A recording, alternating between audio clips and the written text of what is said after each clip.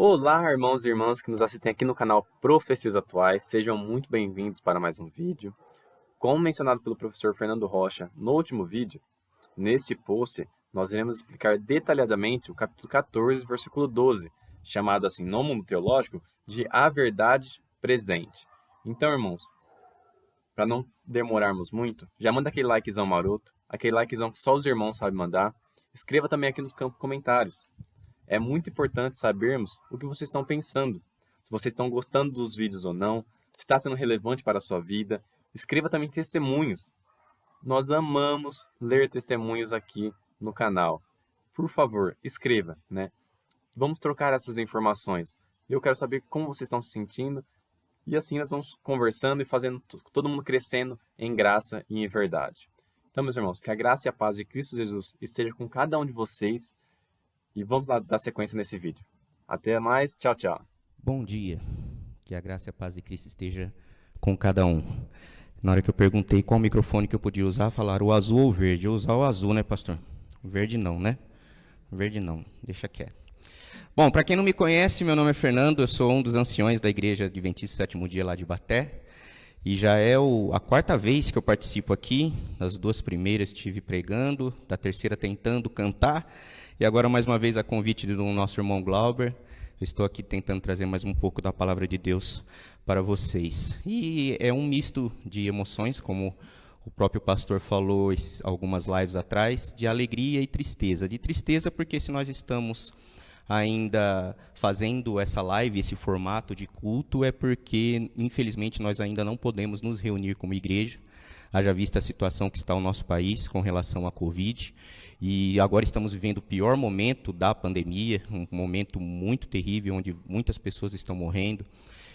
Eu mesmo, há 3 semanas atrás, perdi um tio muito querido da família, irmão da minha mãe, e ficou entubado por 2 semanas e não resistiu, veio a falecer. Então é um momento muito difícil para se reunir, então por isso que nós ainda precisamos fazer esse formato de live. Mas também a gente fica feliz pelo alcance que esta página está tendo.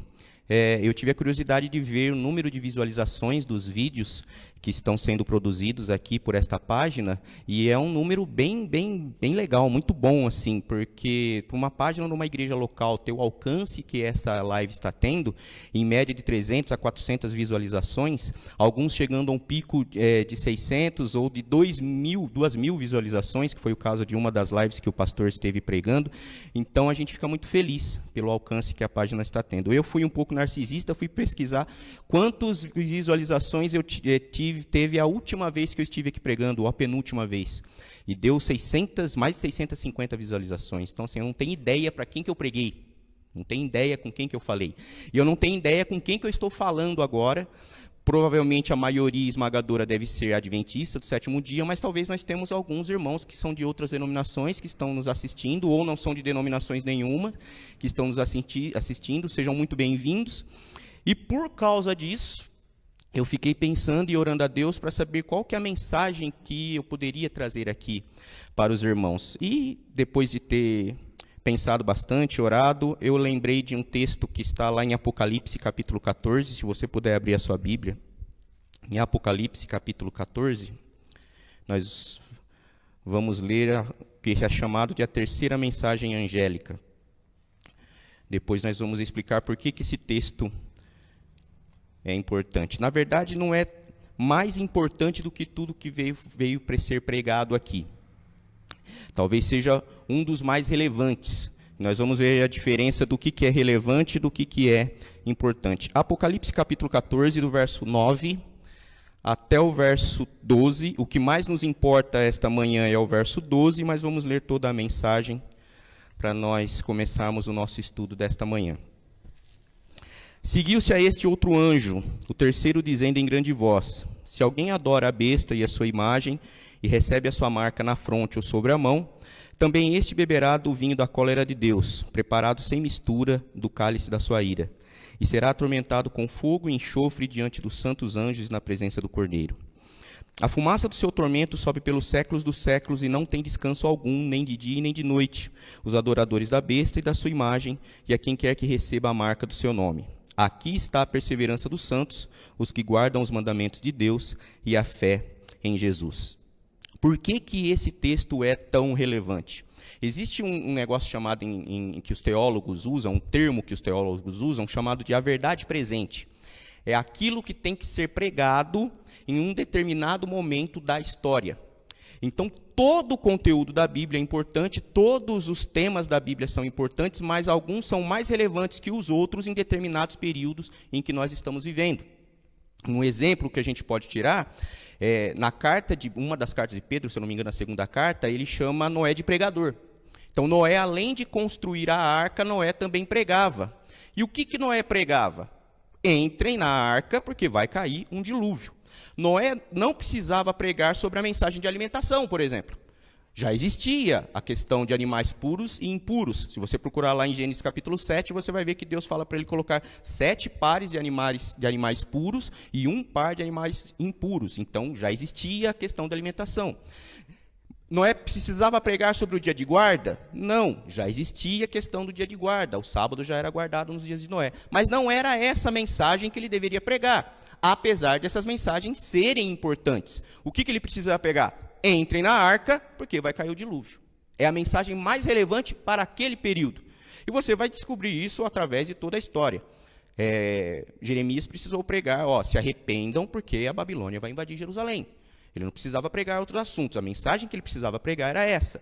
Lutero, na Reforma Protestante, ele prega contra as indulgências. Não que as outras coisas não deveriam ser mais importantes, mas essa era a mensagem relevante para a época de Lutero. E quando nós estudamos aqui Apocalipse, esse texto que nós lemos, ele se encaixa num bloco chamado as 3 mensagens angélicas, que são as mensagens que devem ser pregadas para o tempo do fim, o tempo que nós estamos vivendo hoje. Para aqueles que nunca estudaram profecia, a partir de 1844, nós estamos vivendo no tempo do fim. Se você nunca estudou, agora eu vou fazer o meu jabá. Nós temos um canal, o pastor já fez o meu jabá aqui também. Temos um canal sobre profecias atuais, lá no YouTube. Lá nós estamos fazendo uma série de estudos de Daniel e Apocalipse. Hoje já subiu o vídeo de Apocalipse capítulo 13. Então, se você quiser saber quem que é a besta do Apocalipse, qual que é o contexto ali, entra lá, Profecias Atuais, você vai descobrir tudo isso. Porque aqui nós falamos bastante de besta, da marca, né, na terceira mensagem angélica. E o tempo do fim pede esta mensagem. Eu gostaria de ler alguns textos de uma escritora chamada Ellen White. Aí, aqueles que estão nos assistindo podem pensar assim, lá vem o adventista falar de Ellen White. Acontece o seguinte, nós adventistas acreditamos que esta mulher foi uma mulher inspirada por Deus. Assim como os luteranos acreditam que Lutero foi um homem inspirado por Deus, como os metodistas acreditam que John Wesley foi um homem inspirado por Deus, como os presbiterianos acreditam que João Calvino foi um homem inspirado por Deus, nós acreditamos que Ellen White foi uma mulher inspirada por Deus para escrever conselhos e guiar a igreja no tempo do fim.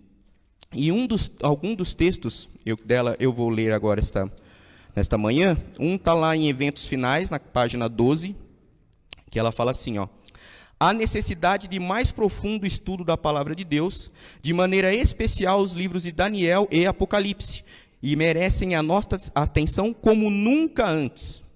Então, o que mais deveria ser estudado nesse período do tempo do fim são as profecias de Daniel e Apocalipse. Em outra passagem, na mesma página, ela fala, as mensagens solenes que foram dadas à sua ordem no Apocalipse devem ocupar o primeiro lugar na mente do povo de Deus. Então, a mensagem para o tempo do fim, o primeiro lugar que se deve estudar são as profecias de Daniel e Apocalipse. Em outro texto, ela fala a questão que nós lemos das mensagens angélicas, dessas 3 mensagens angélicas, na página 104, ela fala assim, a primeira e a segunda mensagens foram dadas em 1843 e 1844. E encontramos-nos agora sobre a proclamação da terceira mensagem. Mas todas as 3 mensagens devem ainda ser proclamadas. É simplesmente tão essencial agora como antes que elas sejam repetidas aos que estão buscando a verdade. Pela pena e pela palavra devemos fazer soar a proclamação, mostrando-lhes a ordem e a aplicação das profecias que nos trazem a mensagem do terceiro anjo. Então, de tudo que se deve estudar, em primeiro lugar tem que ser Daniel e Apocalipse. E de Apocalipse, o que se deve ser estudado hoje são as 3 mensagens angélicas. Mais do que estudado, deve ser proclamado. É o que mais se deve proclamar, é as mensagens angélicas. Então, volto a dizer, não significa que tudo que foi pregado aqui nessa live até hoje não é importante. É importante, sim. Algumas mensagens são mais relevantes que as outras, mas tudo é importante. Tá. Então, agora nós voltamos, depois desse parêntese, com os escritos de Ellen White, voltamos à Bíblia, e nós vemos lá em Apocalipse um texto um pouquinho mais complexo, em relação à marca da besta, tal, mas como eu disse, o nosso foco é o verso 12, que fala sobre a guarda dos mandamentos e a fé em Jesus. Para resumir essa terceira mensagem angélica, em outro texto, ela diz o seguinte, isso aqui não está num livro, está numa revista chamada Revere and Herald, que foi publicada em 1º de abril de 1890.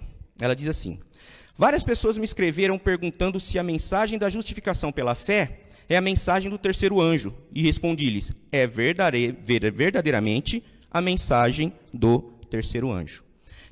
Então, a mensagem do terceiro anjo tem que ser a mensagem proclamada para os dias de hoje. E a mensagem do terceiro anjo é a justificação pela fé.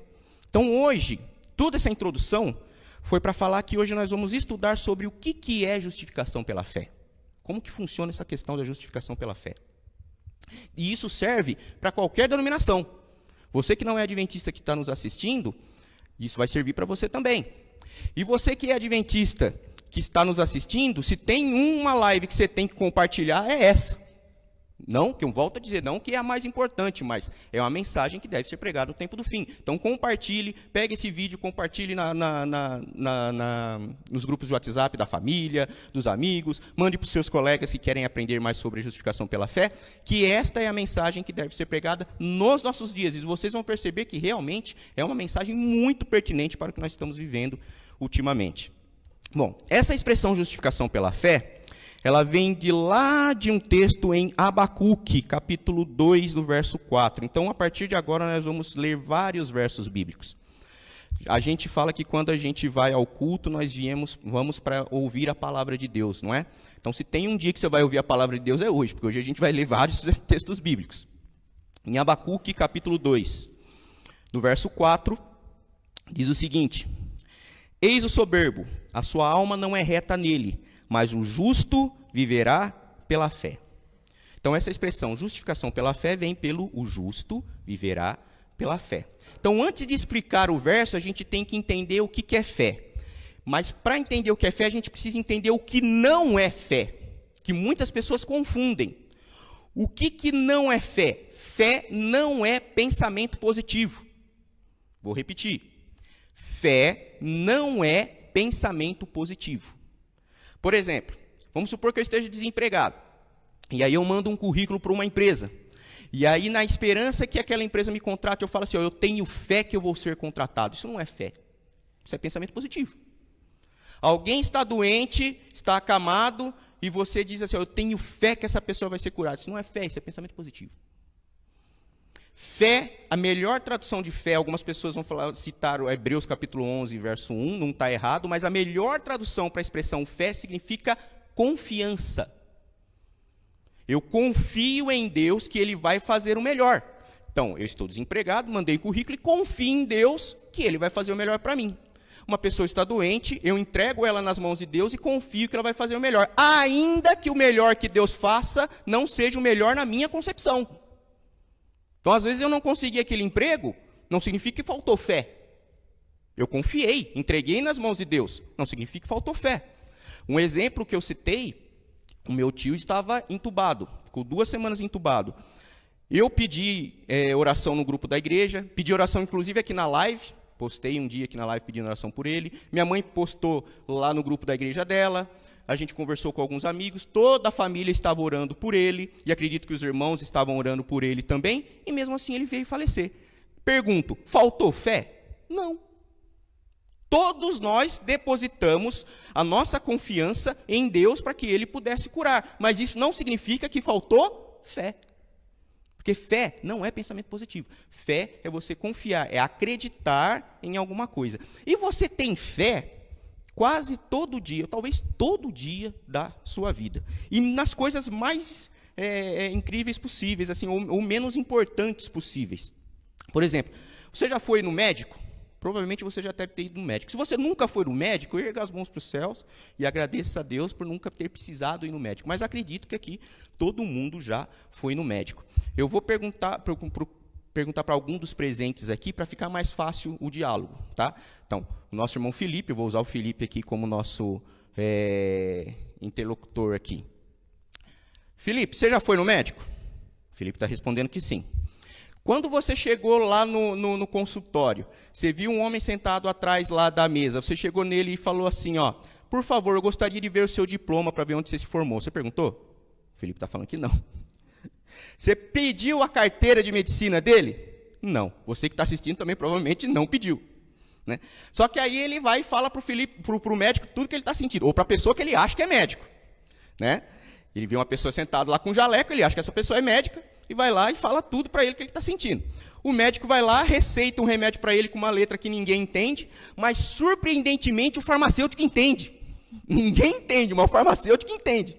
Aí o Felipe pega essa receita, vai lá no farmacêutico, o farmacêutico fala, é tal remédio, você vai tomar de tantas e tantas horas. Felipe vai para casa, pega o remédio e toma o remédio. Você já não fez isso, Felipe? Fez.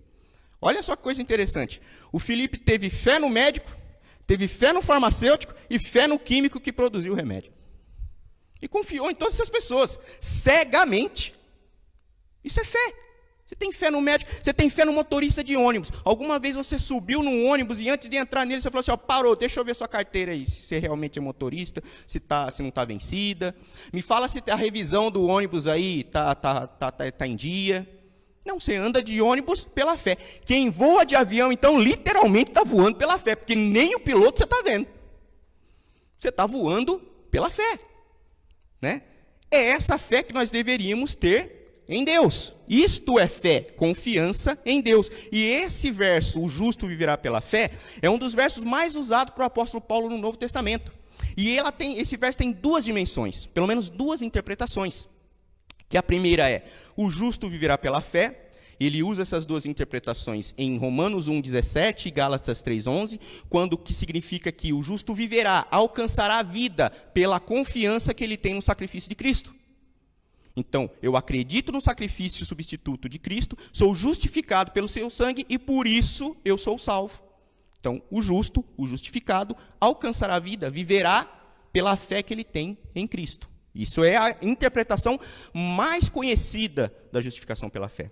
Mas a segunda interpretação que nós temos, que é a que nós vamos utilizar hoje, é a que é a mais pouco conhecida, está lá em Hebreus. Então, se você puder abrir a sua Bíblia em Hebreus, ele usa lá em Hebreus 10:38. Todo o contexto, ele está falando sobre a necessidade de perseverança. Se você pegar no verso 36, Hebreus 10:36, ele fala, com efeito, tendes necessidade de perseverança, para que, havendo feito a vontade de Deus, alcanceis a promessa, porque ainda dentro de um pouco tempo, aquele que vem, virá e não tardará. Todavia, o meu justo viverá pela fé. Se retroceder, nele não se compraz a minha alma. Então, o justo vai viver pela fé. Ele vai perseverar na fé. Significa que aquilo que ele acredita, as crenças que ele tem, vai nortear a maneira dele viver. Vou repetir. A segunda interpretação de justificação pela fé, o justo viverá pela fé, significa que o justo vai viver de acordo com a fé que ele professa. Então, aquilo que ele acredita, o seu conjunto de crenças, vai nortear as suas atitudes, vai nortear a sua vida, vai guiar a maneira dele viver. E aí Paulo começa a dar vários exemplos sobre justificação pela fé, sobre como andar pela fé, no capítulo 11, que é chamada a famosa galeria dos heróis da fé. No capítulo 11, ele começa a citar vários personagens do Antigo Testamento que viveram pela fé. E eu gostaria de chamar a atenção para o exemplo de Abraão, que é um dos exemplos que talvez chame mais atenção do que nós vamos falar essa manhã. No verso 8, capítulo 11, fala assim, pela fé, Abraão, quando chamado, obedeceu a fim de ir para o lugar que devia receber por herança, e partiu sem saber onde ia. pela fé peregrinou na terra da promessa, como em terra alheia, habitando em tendas com Isaque e Jacó, herdeiro com ele da mesma promessa, porque aguardava a cidade que tem fundamentos, da qual Deus é o arquiteto e edificador. Então, olha que coisa interessante. Abraão pensou assim, Deus vai construir uma cidade para mim. As pessoas acham que a questão da Nova Jerusalém é coisa do Novo Testamento, é coisa do Apocalipse. Não é. Abraão já sabia que Deus ia construir uma cidade. Aliás, a palavra Jerusalém, Yerushalayim, quando termina em in, é plural. Então, são duas Jerusaléns.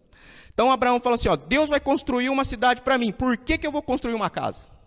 Eu vou viver em tendas. Então, a fé, aquilo que Abraão acreditava, influenciava na maneira dele viver. E esse é o maior problema do cristianismo hoje. Os cristãos são o povo religioso mais incoerente que existe dentro das comunidades religiosas. Nós não vivemos aquilo que nós acreditamos. Tem uma palestra de um historiador chamado Leandro Carnal. Se vocês quiserem, depois eu disponibilizo aí nos comentários da live. É rapidinho, tem 30 minutos, 30 e poucos minutos essa palestra. Ele é um cara que ele estuda a história das religiões. Então, ele não diz o que é certo e o que é errado. Ele estuda como que as pessoas se comportam. E aí, nessa palestra chamada a Religiosidade Contemporânea, né, o Cristianismo do século XXI, ele fala o seguinte: nós somos o povo mais incoerente. E hoje, o desafio do cristianismo é cristianizar os cristãos. Porque os cristãos não sabem mais o que é ser cristão. Não sabem mais viver de acordo com o que está escrito dentro da palavra de Deus, que nós professamos seguir, que nós dizemos que é a base da nossa fé. E ele dá alguns exemplos. Ele dá um exemplo de um católico. Então, ele faz assim, uma entrevista para um católico. Você é católico? Sim, eu sou. Então, você acredita na virgindade da Maria? Não acredito. Você é católico? Sim, eu sou. Então, você acredita na santidade do Papa? Não acredito. Você é católico? Sim, eu sou. Então, você acredita que não se deve usar métodos anticonceptivos? Não acredito. Eu acho que pode usar. Então, o que você é? Se algumas das crenças fundamentais do catolicismo você não segue. É a mesma coisa que se eu perguntasse para nós, adventistas, você é adventista? Sou. Falei, então, você acredita que não pode comer carne de porco? Um presunto, de vez em quando, não tem problema. Né? Você é adventista? Sim, eu sou. Então, você acredita que não se deve ingerir bebidas alcoólicas? Mas um vinho numa data comemorativa, eu acho que não tem problema. Você é adventista? Sim, eu sou. Então, você acredita que se deve guardar o sábado? Mas deve ter determinadas situações que às vezes você pode perder o emprego, né? E aí, uma vez só, acho que não tem problema. Então, o que você é? Né? Se eu digo que eu sigo uma determinada fé e não a pratico, eu não estou vivendo pela minha fé. E nós vamos ver um exemplo que são universais. Aqui eu citei duas denominações, mas vamos ver alguns exemplos que são universais com relação à guarda, a viver pela fé que nós professamos. Né? Por exemplo, se você abrir lá em Mateus capítulo 5, vai ver um dos textos mais fortes que Jesus já disse. Mateus capítulo 5, verso 38. Mateus 5, 38. Diz assim: ouviste o que foi dito, olho por olho, dente por dente. Eu, porém, vos digo, não resistais ao perverso, mas a qualquer que ferir na face direita, volta-lhe também a outra. Vocês já viram aquela frase, eu já vi várias pessoas postando isso nas redes sociais, a minha educação depende da sua? Vocês já ouviram isso? Minha educação depende da sua. Isso não é base para a nossa fé.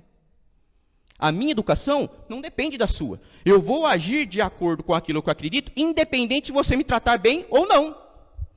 Então, a minha educação não depende da maneira com que você vai me tratar. Principalmente se você me tratar mal. Eu vou reagir de acordo com a fé que eu acredito. E a fé que eu acredito me diz para virar a outra face. Estamos vivendo por essa fé? Outro texto interessante, e esse texto me deixou um pouco triste, que eu andei pesquisando esses dias, está lá em Êxodo, capítulo 20. Êxodo, capítulo 20. A maioria dos adventistas conhece esse capítulo. No verso 16, diz o seguinte: não dirás falso testemunho contra o teu próximo. estava estudando algumas coisas relacionadas a fake news. E eu descobri uma jornalista chamada Magali Cunha. E essa jornalista, ela criou um instituto, fundou um instituto chamado Instituto Bereia.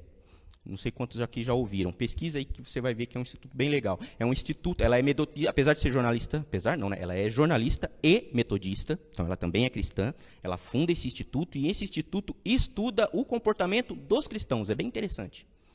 E aí esse instituto, fazendo algumas pesquisas, descobriram, olha que absurdo que eu fiquei chocado, que um dos maiores divulgadores de fake news do Brasil são os evangélicos, que acreditam nesse texto. Não dirás falso testemunho contra o teu próximo. Tem outras comunidades, outras pessoas que também são os maiores divulgadores de fake news. Nós não vamos entrar nesse mérito, porque nós estamos falando da nossa comunidade. Mas um dos maiores, se não está no segundo lugar, por aí, eu acho, terceiro, que divulgam, um dos maiores grupos que divulgam fake news nas redes sociais são os evangélicos. Quer dizer, não estamos vivendo pela nossa fé. Né? Pelo menos não de acordo com aquilo que está escrito, naquilo que nós professamos ser nosso guia de fé e prática.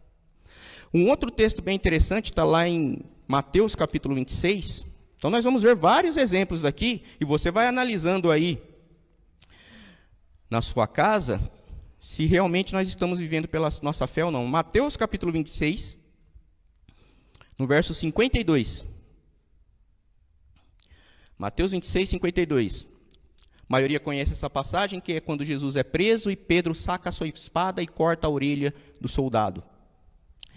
No verso 52 fala, então Jesus lhe disse, embainha a tua espada, pois todos os que lançam a mão da espada, a espada perecerão.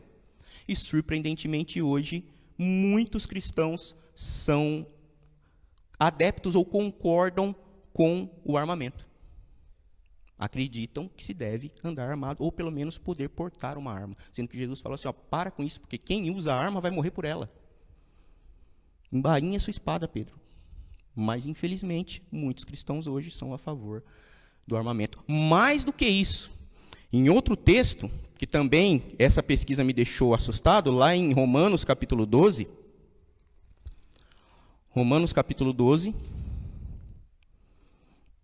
o verso 17, Paulo diz o seguinte, não torneis a ninguém mal por mal, esforçai-vos por fazer o bem perante todos os homens. Se possível, quando depender de vós, tende paz com todos os homens. Não vos vingueis a vós mesmos, amados, mas dai lugar à ira, porque está escrito, a mim me pertence a vingança, eu é que retribuirei, diz o Senhor. Pelo contrário, se o teu inimigo tiver fome, dá-lhe de comer, se tiver sede, dá-lhe de beber, porque fazendo isto, amontoarás brasas vivas sobre a sua cabeça. Não te deixes vencer o mal, mas vence o mal com o bem. Em pesquisa feita em 2019, 50% dos católicos e 46% dos evangélicos são a favor da pena de morte. Que é contra tudo que a gente acredita dentro da nossa fé. 50% dos católicos brasileiros, 46% dos evangélicos são a favor da pena de morte. Bandido bom é bandido morto. Outra coisa interessante, esse povo que pensa bandido bom, bandido morto, também são contra os direitos humanos. E eu estava lendo um texto bem interessante, lá em Gênesis capítulo 4. Gênesis capítulo 4 você tem o primeiro homicídio, feito depois da criação, em que Caim mata Abel. Gênesis 4 fala o seguinte, Deus dando a punição para Caim, no verso 11, ele fala, eis agora, pois, maldito por sobre a terra, cuja boca se abriu para receber as tuas mãos o sangue de teu irmão. Quando lavrares o solo, não te dará a ele a sua força.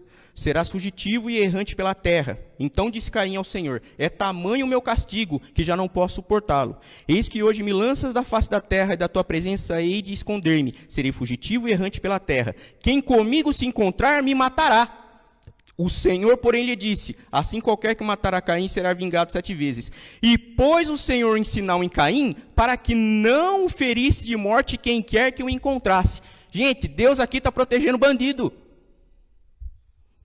Porque a marca que Deus coloca em Caim é para proteger Caim. E Caim foi fez um dos piores atos da humanidade. Ele trai a confiança do seu irmão. Se você ler todo o relato, ele chama o seu irmão para um campo, fala, vamos lá, vamos para o campo comigo, e lá ele mata o seu irmão à traição. Se acontecesse qualquer coisa desse tipo hoje na nossa realidade, muitos queriam linchar Caim. E Deus coloca uma marca para proteger Caim, é Deus protegendo o bandido.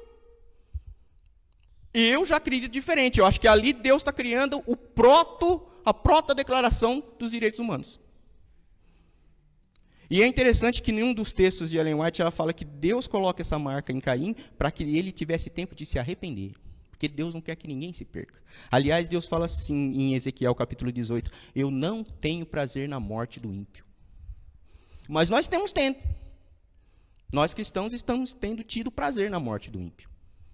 Estamos querendo até que as pessoas morram, depende daquilo que ela pratica, que é segundo a nossa concepção, que ela merece morrer. É um negócio assim inimaginável para um cristianismo. Né? Será que nós estamos vivendo pela nossa fé? Será que nós estamos vivendo de acordo com aquilo que a gente professa? É umas coisas que a gente deveria repensar. Tem outro texto também que é interessante. Hoje o que mais assola o que mais é debatido e muitas pessoas têm uma dificuldade tremenda de entender essa questão, e existem muitas interpretações errôneas nesse meio, é a questão da relação homoafetiva, né? A questão dos homossexuais. E muitos cristãos utilizam Levítico 18, e que está correto, no verso 23, falando, não te deitarás com um homem não te deitarás como se fosse uma mulher. É abominação. Então, está vendo? Você não pode praticar isso porque é abominação. Isso está correto. Né? O problema é que se dirigiu muita atenção para esse tipo de coisa e você criou uma bandeira baseada nisso. Você criou vertentes que defendem isso com os identes e usam isso como plataforma do seu discurso. Sendo que a mesma palavra que é utilizada para abominação aqui, também é utilizada para idolatria, também é utilizada para fofoca. Vamos ler esses textos? Está lá em Ezequiel capítulo 9.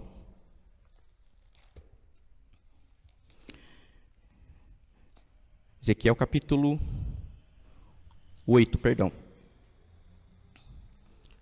Ezequiel capítulo 8, verso 5. Diz assim, ó. Ele me disse, filho do homem, levanta agora os olhos para o norte. Levantei os olhos para lá, e eis que do lado do norte, à porta do altar, estava esta imagem dos ciúmes, quer dizer, um ídolo, à entrada. Disse-me ainda, filho do homem, vê o que eles estão fazendo?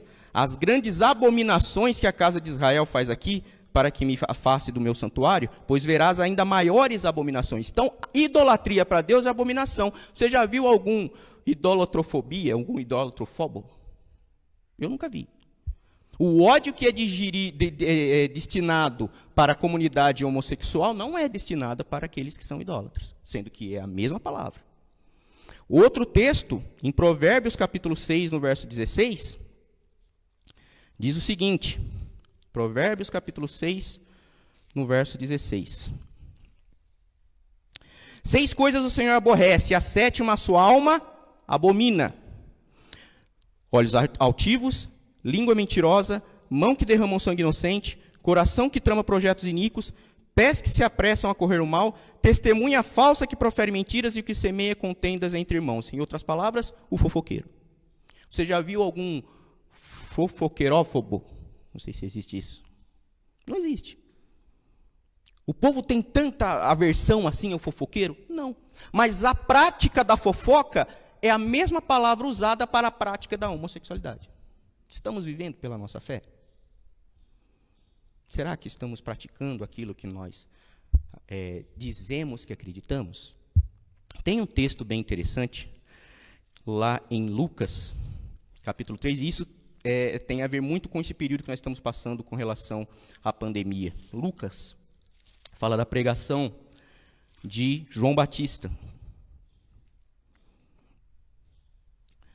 Lucas falando da pregação do João Batista, quando João Batista falando assim, arrependei-vos porque é chegado o reino dos céus. No capítulo 3 de Lucas, no verso 10, fala assim, então as multidões o interrogavam dizendo, que havemos, pois, de fazer? É que ele fala assim, produzir frutos dignos de arrependimento. Se arrependam e produzam frutos dignos de arrependimento. Então, qual que são esses frutos, João? No verso 11 ele fala, quem tiver 2 túnicas, reparta com o que não tem, e o que tiver comida, faça o mesmo. Foram também os publicanos a serem batizados e perguntarem, mestre, que havemos de fazer? Respondeu-lhe, não cobreis mais o que o estipulado. Também os soldados que perguntaram, soldados, e nós que faremos? E ele disse, a ninguém maltratais, e não deis denúncia falsa, e contentai-vos com o vosso soldo. Então, quando ele fala assim, produzam frutos dignos de arrependimento, ele fala, qual que é esse fruto? Ele fala assim, se você tem mais do que você precisa, reparte com o que não tem. E é uma coisa absurda, e você vai pensar aí se realmente acontece isso. E eu já vi acontecendo. Como é que pode pessoas da mesma denominação, que são membros da mesma igreja, um irmão gasta R$100 numa refeição no sábado à noite, e o outro irmão não tem os mesmos R$100 para pagar uma conta de luz que está atrasada? Como é que pode alguns irmãos da mesma denominação viver regaladamente e outros não têm condição de colocar comida no prato, principalmente agora nessa situação da pandemia? A igreja deveria ser aquela que mais distribuísse alimentos e condições financeiras. Porque nessa situação que nós estamos vivendo, o problema não é só alimentação, mas tem gente que precisa pagar aluguel, tem gente que precisa pagar luz, tem gente que precisa comprar remédio, e nós é que deveríamos estar fazendo isso. Nós é que deveríamos estar fazendo isso. Isso é viver pela fé.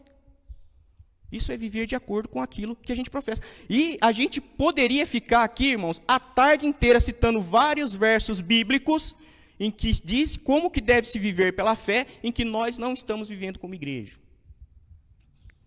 Então a pergunta que eu faço hoje é aquilo que Paulo fala lá em 2 Coríntios, capítulo 13, se eu não me engano, ele fala assim, examinai a vós mesmos se estáis na fé. Deixa eu ver se eu não estou errado. 2 Coríntios, capítulo 13, verso 5. A cabeça está funcionando ainda, apesar dos 40 e tantos anos. 2 Coríntios, capítulo 13, verso 5, Paulo fala assim, examinai-vos a vós mesmos se realmente estáis na fé. Provai-vos a vós mesmos, ou não reconheceis que Jesus Cristo está em vós, se é que já não estáis reprovados. Então, o apelo que eu faço esta manhã, faça uma reflexão na sua vida espiritual. Examine-se a você mesmo se você está na fé. E todos os exemplos que eu citei aqui são exemplos relacionados ao próximo. Por que isso? Porque lá na mensagem angélica que nós lemos, fala que aqueles que serão salvos, os que perseverarão, serão aqueles que guardam os mandamentos de Deus e têm a fé em Jesus. Guardar os mandamentos de Deus é relativamente fácil. Os fariseus guardavam os mandamentos de Deus melhor do que nós. E Jesus Cristo falou para eles, eu sei que vocês não têm o amor de Deus. Dá para guardar os mandamentos de Deus sem precisar amar a Deus. Agora, a fé em Jesus não tem como. Por isso que ele fala assim, aqueles que perseverarão são aqueles que guardam os mandamentos e a fé em Jesus. Parafraseando tudo isso, nessa Bíblia que eu tenho aqui, que eu ganhei do amigo meu, do Fernando, um comentário, Andrews. Andrews é uma universidade de teologia, uma das mais conceituadas no mundo. E lá nesse texto em que fala sobre guardar os mandamentos de Deus e ter a fé em Jesus, ele cita o seguinte, essa fé em Jesus pode significar tanto fé em Jesus quanto fé de Jesus, ou seja, aquilo que Jesus cria, as doutrinas defendidas e ensinadas por ele. Em outras palavras, serão salvos aqueles que guardam os mandamentos de Deus e aqueles que amam. Aqueles que guardam os mandamentos de Deus e aqueles que amam. É isso que nós deveríamos fazer.